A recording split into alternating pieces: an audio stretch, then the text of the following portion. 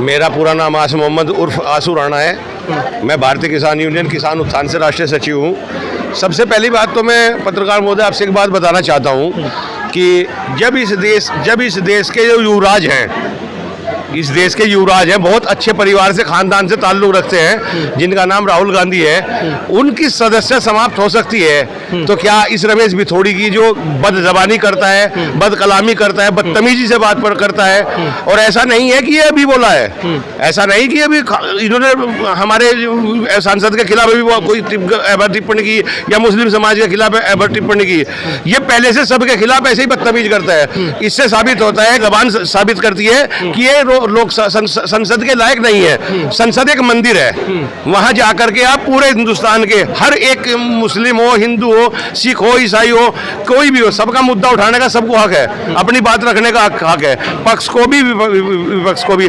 लेकिन ऐसा नहीं कि आप एक मुस्लिम समाज को केले को टारगेट करोगे और टारगेट करने के बाद बैठोगे। इसके खिलाफ पूरे देश में आंदोलन चलेगा और भारतीय जनता पार्टी के खिलाफ बहुत बड़ी एक मुहिम खड़ी होने जा रही है, सिर्फ इसलिए कि अभी तक भारतीय जनता पार्टी ने रमेश बिथोड़ी जी के ऊपर कोई एक्शन नहीं लिया है, खाली जवाब मांग रहे हैं। कि क्या अब इस तमाम बड़े गरम मुद्दे के बाद विपक्ष को और मजबूती मिलेगी, नहीं मिलेगी? मायावती जी उनके साथ आएंगे, नहीं आएंगी? या असदुद्दीन ओवैसी उनके साथ आएगा या नहीं आएगा? एक तरफ 26 पार्टियां हैं, एक तरफ एनडीए के अंदर 38 पार्टियां हैं, तो क्या 38 का गठबंधन जो कि सत्ता में मौजूद है वो भारी पड़ेंगे, या फिर जिसके अंदर अभी तोड़फोड़ चल रही है INDIA इंडिया के अंदर, वो मजबूत बनेगी? ये एक बड़ा सवाल है। ये 100 के 100% भारतीय जनता पार्टी पर भारी पड़ेंगे। अच्छा। और बहन कुमारी मायावती जी भी आएंगी, ऐसा नहीं आएंगी। इंडिया के अंदर तो बिल्कुल आ जाना चाहिए, क्योंकि उनके गिने चुने सांसद और उनमें से एक सांसद को जो है इतनी भारी जो है वो कीमत चुकानी पड़ रही है कि उन्होंने कहा कि मैं राजनीति छोड़ दूंगा, सदन छोड़ दूंगा। और उन्होंने एक बात और भी कही है कि जिस तरह से पक्षधारी कुछ सत्ताधारी जो है सांसदों ने लेटर लिखा स्पीकर को कि इस तमाम मामले के पीछे खुद जो है वो दानिश अली जी का एक मामला रहा है कि उन्होंने टीका टिप्पणी करी है, बार बार रोक टोक की है, जिसकी वजह से रमेश बिथोड़ी को गुस्सा आया। तो निंदनीय है, लेकिन उसमें कहीं ना कहीं अंसारी को कसूरवार ठहराने की कोशिश की जा रही है। तो बहन कुमारी मायावती जी मिलने भी नहीं जाती दानिश अली जी से, राहुल गांधी मिलने आते हैं, तो ये तमाम चीजें मीडिया के अंदर पहुंच रही हैं। सर, इसका क्या इम्पैक्ट पड़ेगा? नहीं, ऐसा नहीं है। बहन कुमारी मायावती ट्वीट भी कर रही है और उसके ऊपर स्टेटमेंट भी दे रही है, ऐसा नहीं है। लेकिन एक सोची समझी साजिश है भारतीय जनता पार्टी की। भारतीय जनता पार्टी ने एक मुद्दा बना लिया है कि वो आपकी खामियां ढूंढ रही है। कमियां कहाँ पे है? जो बिल्कुल निराधार है, बिल्कुल निराधार है, उसका कोई आधार ही नहीं है भाई साहब। कहने मतलब ये बिल्कुल निराधार है, कोई आधार ही नहीं है। ऐसे थोड़ी सरकार चलती है, जैसे सरकारी चला रहे हैं, तानाशाही की सरकार चला रहे हैं। RSS जो अब से नहीं है, सन 1947 से पहले से काम कर रही है।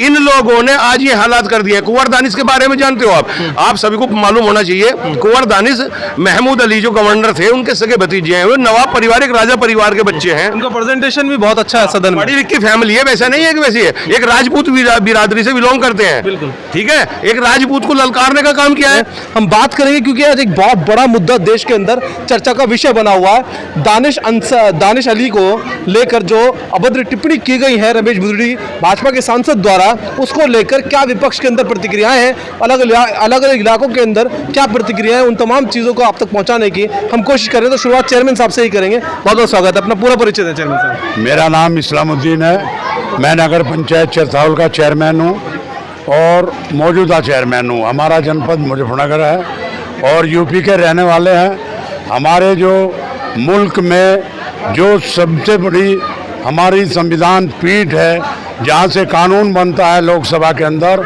जो कुंवर दानिश अली के लिए जो लफ्ज़ों का इस्तेमाल विधायक बीजेपी के MP के द्वारा किया गया है, वो बहुत निंदनीय है और जितनी भी हिंदुस्तान में भर्त्सना की जाए वो कम है। एक संप्रदाय को इस तरीके से टारगेट करना, उसकी बेइज्जती करना लोकसभा के अंदर, वो बहुत ही बड़ा एक ऐसा मुद्दा है जो हमारी आने वाली नस्लों के लिए ये बहुत ही गलत साबित होगा। हिंदुस्तान के आइन में ऐसा नहीं होना चाहिए। हमारे हिंदुस्तान के जो लोकसभा के अध्यक्ष हैं, उन्हें ओम प्रकाश बिरला को ये संज्ञान लेकर, जो कि लिया है संज्ञान वो मौजूद थे, इसीलिए उस पर कार्रवाई होनी चाहिए, सस्पेंड होना चाहिए और मुकदमा चलना चाहिए। लेकिन चेयरमैन साहब, एक बड़ी बात ये भी निकल कर आ रही है कि कहीं ना कहीं दानिश अली के लिए एक बहुत बड़ी बात की जा रही है कि दानिश अली ने ही उकसाया था दानिश अली ने बार बार इस तरह की टीका टिप्पणी करी थी सदन के चलते समय, जिस समय जो है उनको गुस्सा आया और रमेश बुदड़ी ने इस तरह की बातें कही। तो क्या इन बातों को, इन लेटर को कितना एक्सेप्ट करते हैं आप अपने तरीके से? नहीं, ऐसा कुछ नहीं हुआ। जो टीवी में और सब चैनलों में प्रकाश साथ के साथ प्रकाश वो हुआ, प्रसारण हुआ, उसमें कुछ भी ऐसा नहीं है जो उकसा गया हो। कहना चाहेंगे वरिष्ठ पत्रकार हमारे साथ देवबंद में किस तरह का माहौल है लोकसभा को लेके? मैं सलमानी सैन बिरादरी का राष्ट्रीय सदस्य शाहनवाज सलमानी। मैं कहना चाहूँगा कि ये जो दानिश अली के साथ हुआ है, अभी हमारे चेयरमैन साहब ने जो बात कही है वो 100% सही है कि मुसलमानों को डराने और धमकाने वाली बात है और कुछ नहीं है। अच्छा, और इसके लिए ध्रुवीकरण की राजनीति हो रही है। ये ध्रुवीकरण की राजनीति है और इसके लिए हमारे वो लोग भी जिम्मेदार हैं, आलिम लोग भी जिम्मेदार हैं, जिन्होंने आज़ादी के वक्त ये नहीं सोचा था कि ये होगा, जबकि उनको बताया भी गया था। राजीव गांधी से पहली जो कांग्रेस सरकार थी वो आरएसएस और मौलवियों के कहने से चलती थी। अच्छा, राजीव गांधी की जो सरकार थी वो सेकुलर सरकार थी। अच्छा। मेरी तो बस अपील ये है कि अगर मुसलमानों को अब अपनी हिफाजत कुछ करनी है तो एक ही प्लेटफॉर्म पर आना पड़ेगा। चलिए, बहुत बड़ी बात देवबंद से निकल कर आ रही है, बता रहे हैं देवबंद से जिम्मेदार है। मैं अभी आता हूँ आपकी तरफ। प्रधान जी क्या कहना चाहेंगे सारे मामले को लेकर? मेरा नाम हाजीराव अफजाल प्रधान बनेड़ा खास।